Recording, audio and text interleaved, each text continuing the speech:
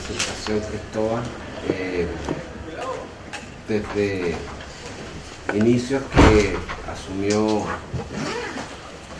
este gobierno, al Ministerio del Trabajo le correspondió asumir el procesamiento de todo lo que se venía desarrollando en el mundo del trabajo portuario, particularmente a consecuencia de las movilizaciones llevadas a efecto en enero pasado,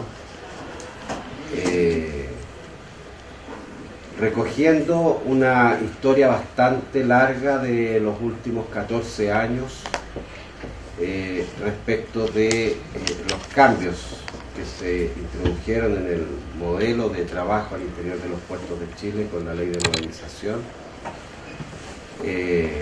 las consecuencias y efectos que ello trajo, y los impactos sociales que se han configurado en torno al trabajo y en torno al desarrollo de lo que queda por hacer en el mundo portuario.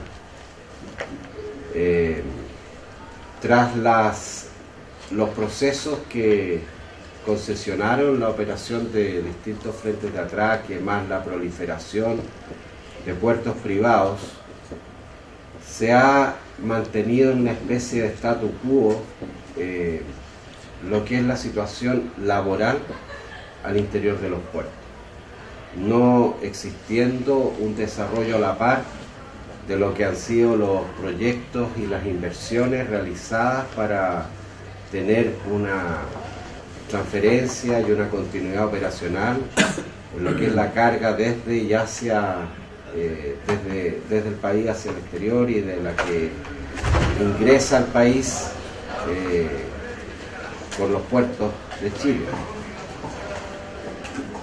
El desarrollo, además de los puertos, va asociado a un cambio en lo que son los proyectos que se desarrollan en el país y que son los que utilizan este canal para comercializar sus producciones en el mundo de la industria forestal, la industria minera, la industria de granos, la industria frutícola y agrícola en general, más lo que son el aumento de los bienes de importación. Tenemos actividades que no guardan relación quizás con lo que tenemos como modos de regulación en el ámbito laboral para el trabajo portuario. Y es así como iniciamos este nuevo ciclo de este nuevo gobierno, enfrentados a solucionar una demanda plasmada en un acuerdo que tenía como objetivo una cuestión que en el ámbito del derecho del trabajo está resuelto desde hace mucho tiempo, que es reconocer una cuestión mínima, como era que dentro de la jornada todo trabajador tiene derecho a tener un descanso para poder hacer uso de su derecho a alimentación. Ese debate ocasionó movilizaciones desde los años 2006 en adelante. Nos demoramos 8 años en encontrar un reconocimiento para un derecho que en el mundo, que en nuestra legislación se entiende como irrenunciable. Yo hago esta introducción porque ocurre que el diálogo o las negociaciones que se llevan a efecto en el mundo del trabajo portuario generalmente tienen como un marco o tienen como contexto por parte de los representantes de la industria el querer actuar o desarrollar las relaciones dentro del ámbito de la legalidad. Y en función de eso, la realidad sobrepasa los marcos regulatorios en muchas de las industrias que se desarrollan como grandes proyectos de inversión en nuestro país. Nos ha pasado esto a propósito de el fenómeno de la subcontratación. Nos ha pasado esto a través de, o dentro de lo que es el fenómeno de la proliferación de identidades legales, que tuvo que ser zanjado a través de una legislación como la del multirroot, para sancionarla, para calificarla como subterfugio, como una simulación. Y siempre topamos, cuando se nos habla de llevar las relaciones o realizar negociaciones dentro de la legalidad, en un ámbito restringido que no da cuenta de la realidad. Y eso, traspasado, superado ese marco regulatorio de la legalidad de la que se habla, se traduce generalmente en conflictos porque no quedan espacios para abordar situaciones que no se encuentran reguladas, pero que en los hechos constituyen derechos o situaciones fácticas que no se está dispuesto a cederlas por puro temor, diría yo. Esto es tan básico y yo siempre utilizo este ejemplo respecto de lo que es el trabajo de las trabajadoras de casa particular, que se llama, de las empleadas, como se conocen en nuestro país, en donde el año 2008 hubo que legislar para tener que reconocer que ellas, como trabajadoras, también tienen derecho a descanso y al uso del feriado semanal. O sea, de eso estamos hablando en muchas de las situaciones de cómo se desarrollan las relaciones laborales en el país. Vale decir, tenemos un marco que es lo que establece nuestra legislación versus una realidad que no está reconocida en esos marcos regulatorios. Y al no estar reconocida en nuestros marcos regulatorios, las relaciones y las negociaciones que se producen al interior del mundo del trabajo no dan cuenta de esa respuesta o de esa demanda que se levanta por parte de los trabajadores organizados. Eso ha llevado a que nuestro código está plasmado de artículos bis, ter y quater para poder dar cuenta de regulaciones de situaciones especiales. Que tenemos contratos para los trabajadores del arte y el espectáculo, que tenemos contratos para los deportistas, que tenemos contratos para la gente embarcada, para los portuarios, para el trabajador agrícola, para los tripulantes aéreos, etc. Vale decir, una suma de estatutos especiales para poder adecuar distintos modelos de negocio que desarrollan la industria, obviando generalmente o restringiendo aquello que está consagrado en el libro primero y segundo del Código del Trabajo, que son las normas de derecho común. Contrato, inicio de contrato, término de contrato, jornada de trabajo. Esas son como las normas generales, pero tenemos el código plagado de situaciones especiales. Y quizás los propios trabajadores estimulan esto por las situaciones especialísimas en que se desarrolla cada actividad. Yo hago esta introducción para situar el contexto en el que se encuentra el trabajo de ustedes después de la aprobación, está por publicarse esa ley, de la llamada ley corta portuaria. ¿Cuándo? Tire la primicia. No, mire, la ley ya fue firmada por ministra de Trabajo, Transporte y Hacienda y debiera estar siendo firmada por la presidenta esta semana para promulgarse, porque no se hizo con ceremonia debido a que el propósito es que antes del 22 de septiembre esté publicada y en vigencia. ¿Me entiendes? 22 de septiembre, que se va a conmemorar en todo el país el Día del Trabajador Portuario. Pero fíjense lo trabajoso que fue llegar a un buen término con la redacción inicial y todo lo que fue el proceso, con sus avances, sus retrocesos, sus discusiones, sus peleas, pero finalmente sacamos una ley que es la primera norma que introduce regulaciones en materia portuaria desde el año 99, en materia de derechos laborales. Es una norma que deja sin duda la obligación de otorgar el descanso. Es una norma que establece o elimina la omisión de la obligación que tenían las empresas portuarias de constituir dentro de... Es que esto es cuando los legisladores, tanto en la Cámara de Diputados como en el Senado, se enteraban de que la ley de accidentes del trabajo eximía de la obligación de constituir comités paritarios de higiene y seguridad en los puertos, es una cuestión que no se entiende. Cuando es después del trabajo minero, el forestal, quizás en los mismos niveles, uno de los trabajos que requiere mayor grado de seguridad y de cuidado. Lo paradojal es que además, durante el periodo en que tramitamos esta ley, hubo 6 accidentes fatales en los puertos de Chile, de los que se tiene registro al menos. Arica, 3 en San Antonio, Muellaje en Maipo, 1 en Puerto Central y 1 en Valparaíso, Terminal Pacífico Sur. 6 muertos en 5 meses de tramitación de esta iniciativa, dejando en evidencia falencias, descuidos, negligencias de parte de ambas partes. Yo en general sostengo, y lo converso así siempre con compañeros y colegas, que los accidentes del trabajo no son accidentes. Generalmente hay una negligencia y hay una culpa. En la minería queda más que en evidencia eso.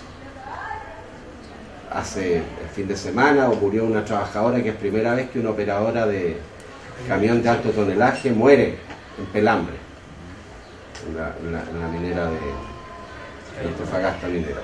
Se vino abajo con un camión. Era aprendiz, había cumplido todo el ciclo de aprendizaje, pero algo pasó. ¿O cuántos trabajadores mueren sepultados por las pilas mal acopiadas? La experiencia reciente de los puertos, y si se suma lo que ha pasado en los últimos, desde la época que están eximidas del año 61, imagínense, yo no lo entiendo, francamente. Y en paralelo a lo que se logra hacer con esta tramitación legal, yo creo que lo que queda de enseñanza fue la sensatez en el proceso de discusión y de tramitación de esta ley. Porque si nosotros hubiésemos utilizado la técnica prelegislativa de iniciar un proceso de consulta, de efectos, de consecuencias, no tendríamos, yo creo, todavía el proyecto conversado. Nosotros nos sentamos con ustedes que manifestaron inicialmente la obligación y la necesidad de llevar a pronta implementación el compromiso que asumió el gobierno pasado en el documento del 25 de enero de pagar el beneficio compensatorio de las horas extraordinarias, de las horas de descanso, retroactivamente del año 2005 al 2012. Y nosotros les dijimos que lo que íbamos a hacer iba a ser tratar de cambiar y hacer un punto de inflexión en las raíces de por qué se producía aquello. Porque estimábamos que la forma en donde se estaba compensando con dinero, con pago, un derecho irrenunciable, no iba a solucionar el problema. Y la lección de la experiencia de esta tramitación fue que durante todo el proceso, en las comisiones, en las salas, nunca se habló ni se discutió respecto de la legitimidad del pago. Lo que se discutió fue respecto de la implementación y la ausencia de derechos laborales. Vale decir, y además nosotros colocamos en una norma transitoria el otorgamiento de este beneficio, que como les digo, nadie lo discutió. Entonces lo que hicimos fue invertir la relevancia de las materias que nos interesa abordar. Y esto queda como lección porque lo que viene para el futuro es revisar completamente el modelo de trabajo al interior de los puertos. O sea, ya hemos instalado asuntos que tienen que ver con seguridad, con condiciones de trabajo, pero aquí para adelante hay que revisar lo que son los modelos de contratación al interior de los puertos. Y esto se va a dar en el marco de una agenda que esperamos se pueda transformar en realidad en el menor corto plazo, que es lo que nosotros como ministerio hemos denominado nuestra reforma laboral, en donde queremos insertar todas las actividades que se desarrollan en la minería, en lo forestal, en lo alimentario, en lo agrícola, por cierto, en lo portuario, dentro de esta modificación de lo que son los derechos colectivos, vale decir la negociación colectiva. Nosotros como ministerio hemos fijado una agenda que comprende 9 puntos, pero que básicamente se traducen en quién negocia, cómo se negocia y qué se negocia. Y esto va a ser de relevancia para todos estos tipos de estatutos especiales que se encuentran regulados en el Código. Porque lo primero que se va a abordar es eliminar la mayor cantidad de restricciones para aquellas personas que por ley no pueden negociar. Trabajadores sujetos a contrato por obra o faena, trabajadores que prestan servicio en empresas, corporaciones que reciben aportes del Estado superior al 50%, etcétera, etcétera. El efecto de dejar abierta la posibilidad de negociar colectiva para aumentar la cobertura de personas afectas a instrumentos colectivos va a ser relevante. Y esa sola situación, en el ejemplo del mundo portuario, va a poder permitir terminar con la situación que hoy día muchos de ustedes defienden y que a lo largo de las reuniones que tuvimos en las comisiones y en las asambleas asociadas a este tema, siempre se defendía el propósito, que por parte de la industria tienen el propósito de terminar con el contrato como eventuales para pasar a tener la mayor cantidad de dotaciones al interior de los puertos como gente contratada. Y ahí vienen los reclamos. Y vienen los reclamos con justa razón por parte de ustedes. Porque ciertamente si yo como trabajador eventual manejo mis tiempos, manejo mis rentas y manejo mis remuneraciones en la medida que puedo acceder a nombradas o en la medida que puedo acceder a pactos de provisión de puestos de trabajo más o menos completos, que entre paréntesis también los modificamos y que no se van a poder hacer por periodo mensual inferior al ingreso mínimo, por ese ciclo y no por 3 meses como era antes. Hoy día la realidad es que lo que nosotros aspiramos es a que si yo tengo la oferta de poder incorporarme como un trabajador contratado permanente, haciendo turnos, teniendo una renta base más ingresos variables mensuales, eso se haga sobre la base o sobre la lógica o dentro de la lógica de negociaciones colectivas en donde las remuneraciones no sean las afectadas finalmente. Porque si yo tengo un trabajador eventual que puede hacer 2 turnos diarios alternadamente, que no es la idea, porque ese tipo que hace turnos alternados termina trabajando 80, 70, 90 horas a la semana, con todos los riesgos que tiene por falta de descanso, por exceso de trabajo. Lo lógico es que yo pueda construir remuneraciones y ofertas de ingresos asociadas a lo que es justo por el trabajo que yo desarrollo. No hay nada peor que ser un trabajador contratado, con trabajo permanente, pero sin la capacidad para poder decir cuánto vale su trabajo.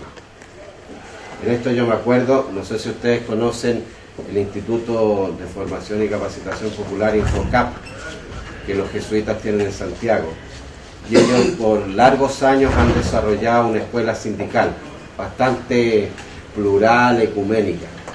Y el eslogan de esa escuela sindical que hace Infocap era una frase del padre Hurtado, de por allá por los años 40, y que era: soy pobre porque tengo trabajo.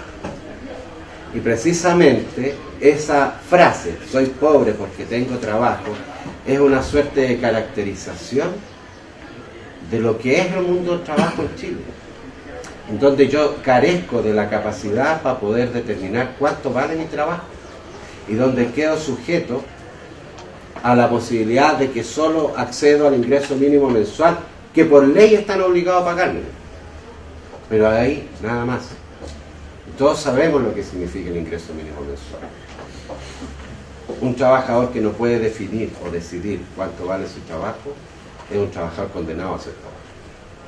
Y esa es la matriz, es la esencia de la idea de poder promover y aumentar la cobertura de instrumentos colectivos bajo los cuales se definan condiciones y remuneraciones. Yo eso les quería decir. Vamos a desarrollar como ministerio una citación para los representantes y la mayor cantidad de gente que pueda asistir. Esperamos que sea la semana del 22 de septiembre, con representantes de la industria, de las organizaciones de trabajadores, de la Armada, de la Dirección del Trabajo, el Ministerio de Transporte, que son los actores que tenemos que implementar dentro de los próximos 6 meses los reglamentos, proceso de pago de beneficios, etcétera, para dar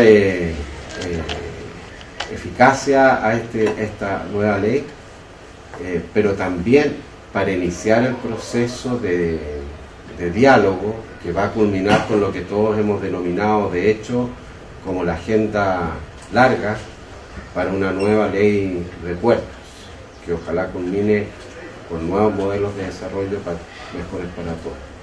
Eso es.